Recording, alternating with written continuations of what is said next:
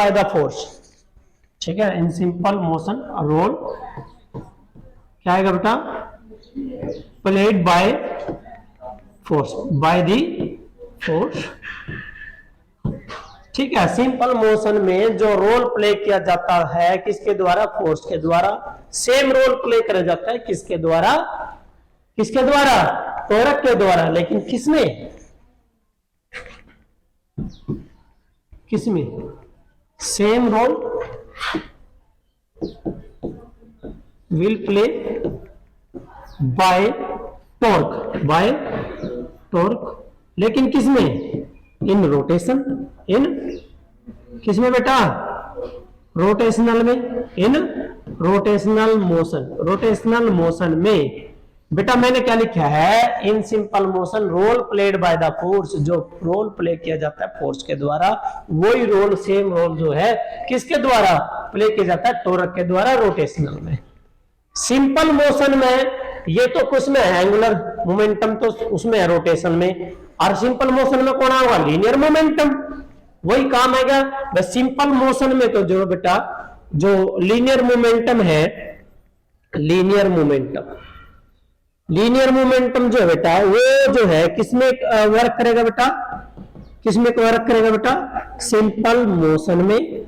और वो कैसे करेगा बेटा, आप सभी को पता है न्यूटन का सेकंड लॉ ऑफ मोशन कि F equal to dp by dt, F equal to dp by dt पता है। और मैंने क्या बताया, जो रोल यहाँ फोर्स का प्ले कर रहा है मोशन में, वही रोल टॉर्क, वही रोल क्या बोले भाई, टॉर्क प्ले करेगा। लेकिन बेटा यहाँ तो लीनियर मोमेंटम है, और रोटेशन में कौन सा जगह, एंगुलर मोमेंटम होगा, तो क्या होगा, dl बाय dt होगा। यो केस किसका है, रोटेशन का है, किसका बेटा, रोटेशन का। और यो केस किसका है, सिंपल, सिंपल याद रखना बस आपने कि भाई एफ की जगह टॉर्क, क्योंकि वहां फोर्स नहीं, क्या लगेगा, टॉर्क। मोमेंटम की जगह एंगुलर मोमेंटम हो जाएगा बस। वेलोसिटी की जगह एंगुलर वेलोसिटी हो जाएगा, क्योंकि वो जो बॉडी है वो सर्कुलर पाथ में से जो चल रही है, क्या क्या क्या हो रहा है, चेंज एंगल, तो क्या होता है बेटा, एंगुलर डिस्प्लेसमेंट होता रहता है। तो यहां हम जो है बेटा टॉर्क और एंगुलर मोमेंटम में एक रिलेशन फाइंड आउट करनी है। उसके लिए आपने पहले कर रखा है कि भाई L इक्वल टू, सभी को पता है बेटा L इक्वल टू क्या होता है बेटे, R cross P, R cross P होता है, क्लियर है। तो ये क्या है, ये सेकंड लॉ ऑफ मोशन है न्यूटन का, किसमें, लीनियर मोशन में।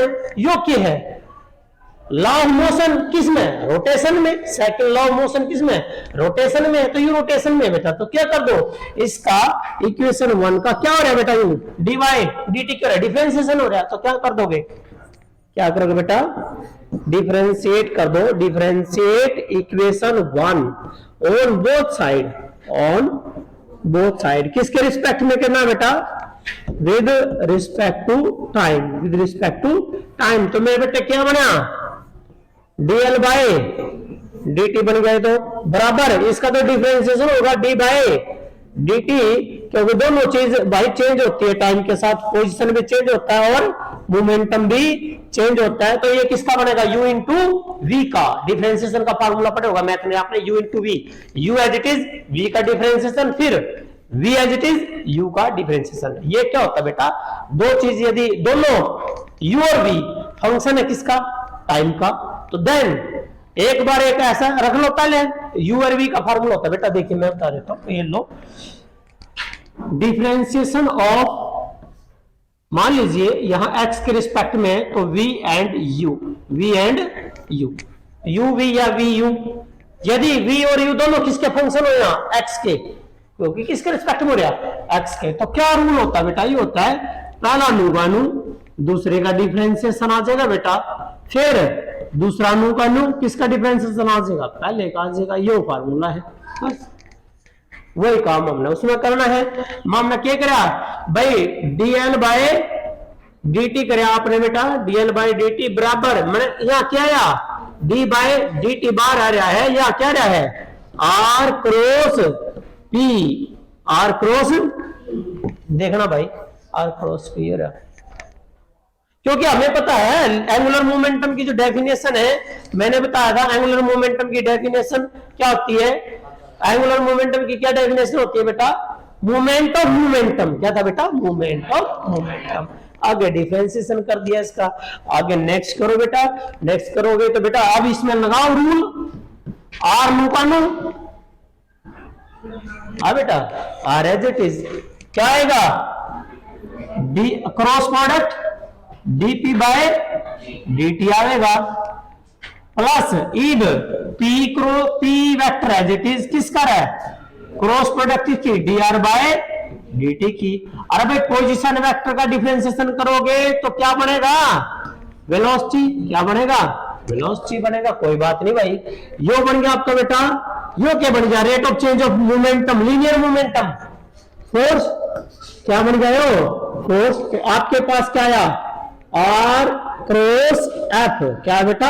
आर क्रॉस एफ आ गया, प्लस पी क्या होता है बेटा? Mass into velocity. पी क्या होता है बेटे? Mass into velocity. और क्रॉस प्रोडक्ट वेलोसिटी, जो सेम प्रोडक्ट होता है, सेम के बीच में वैल्यू होती है, उसका आंसर क्या हो जाता है बेटा? जीरो। क्योंकि ए क्रॉस ए क्या होता है बेटा?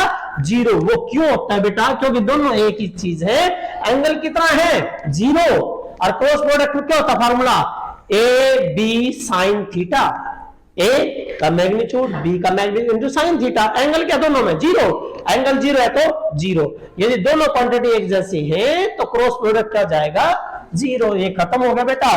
तो आपके पास क्या है बेटे? dl बाय dt क्या बना बेटा? क्या बना? R cross F. क्या बन गया बेटे? R cross F. अरे यो शुरू में था कराया था, टोरक होगा, that is the torque and we know that is the torque. अरे बेटा फिर टोरक की रिलेशन क्या आ गई? टोरक बराबर क्या होगा? टोरक होगा rate of change of angular momentum. Rate of change of angular, that is the relation. Numerical क्या आ सकता है बेटा? इस चेंज का मतलब है मेरे बच्चों, देखिए टोरक बराबर है, इसका न्यूमेरिकल ये आ सकता है D by D T.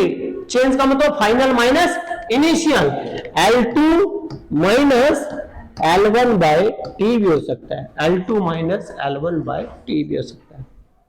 Clear है? कर लोगे? तो ये था आपका टॉपिक बेटा।